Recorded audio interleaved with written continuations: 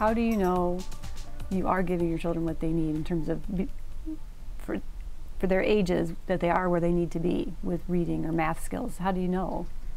Every kid develops differently. Yeah. That's like my biggest fear, like he's going to fall way behind because I don't know what I'm doing.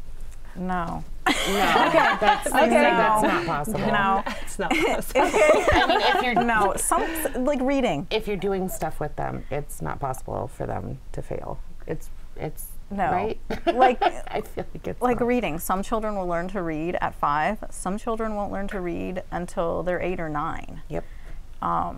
Some things their brains just aren't ready to comprehend. It's Yeah, just okay. like walking. One of my daughters walked at 9 months. One of my sons didn't walk till he was 13 months. Yeah. They just weren't. When they're ready, it'll come to them, barring, a learning issue.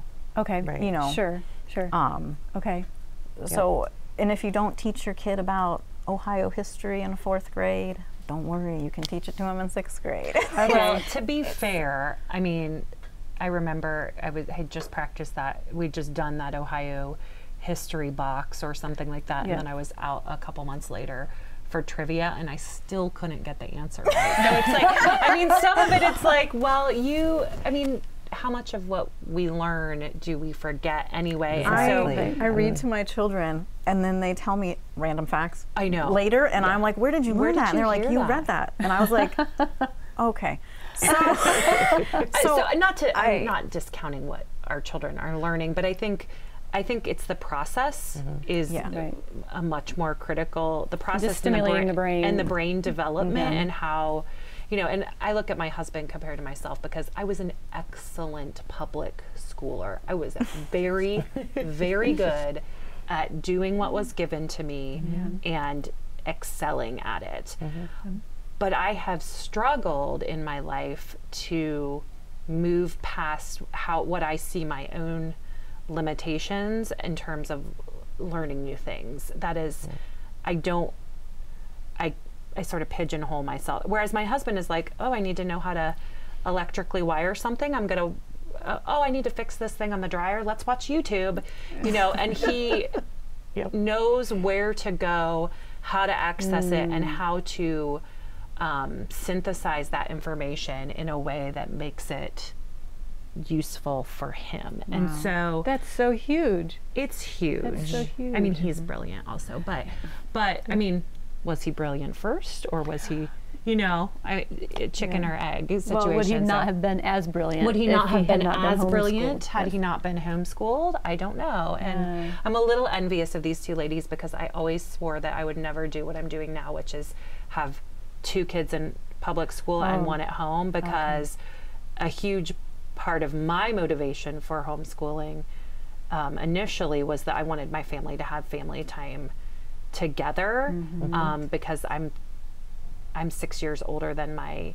youngest sibling, and I felt like we were always in different worlds. Because I was at school all day when I was in high school, and then I had so many after school activities that I was just never around as a high schooler. My children are the same ages apart as my siblings and myself, and my children are so much closer than we ever have been, me and my other siblings. I mean, the ones time who are and the like 10-year proximity is difference, really and significant. And then my is. other problem was, if you have homeschool, you're not tied to that school schedule. But then if you're homeschooling, you both have the juggling of where the child is going to be. If you're 2 working parents, like we are. And do either of you work outside the home?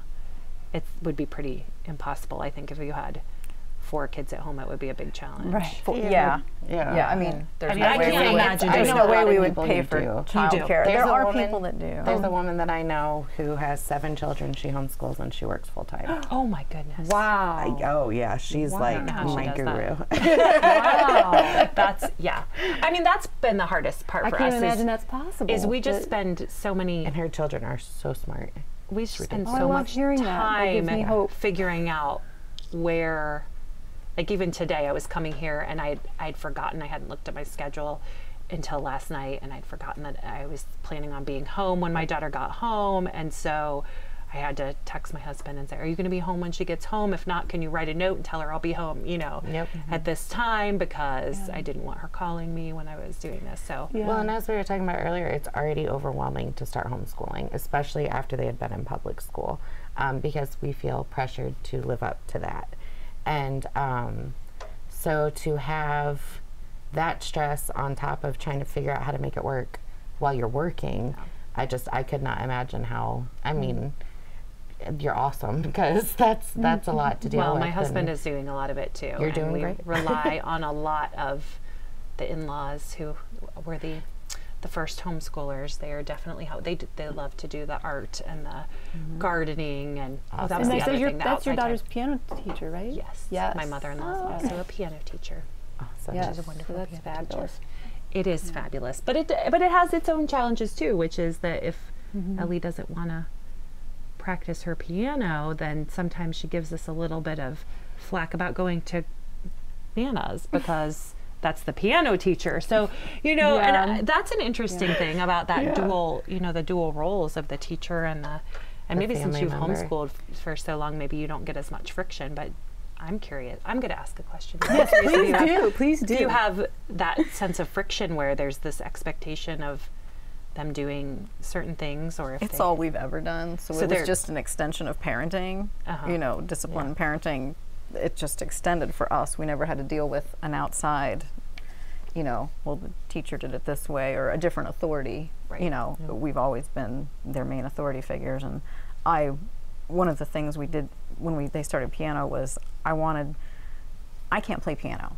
I could probably teach it from a book, you know what I mean, type thing, but I wanted them also to have someone else, you know, for them to experience learning from, because when I teach things, I teach a certain way. When their dad teaches things, he teaches a certain way. So to have somebody else teaching them also, you know, just gives them more of a feel for different styles of learning, and you know, which isn't necessary, but I mean, I know people that have never done that type of thing, but for us it was something, it was another bonus to having someone else teach it. How about for you, Shawna? As far as the friction and everything, so with my kids, we do you're having a bad day, or you're having a bad hour, or you're having a bad time.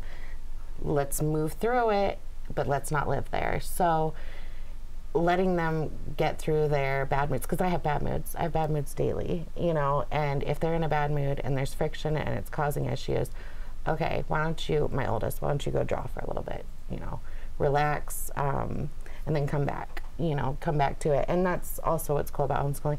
Yeah, I'd prefer to get done by lunch, because that's really convenient. But if she's having a hard day, I don't have to push her into anything right then. I let her kind of get to it on her own time, and that kind of takes the friction out of it if I just let them go through it themselves. So.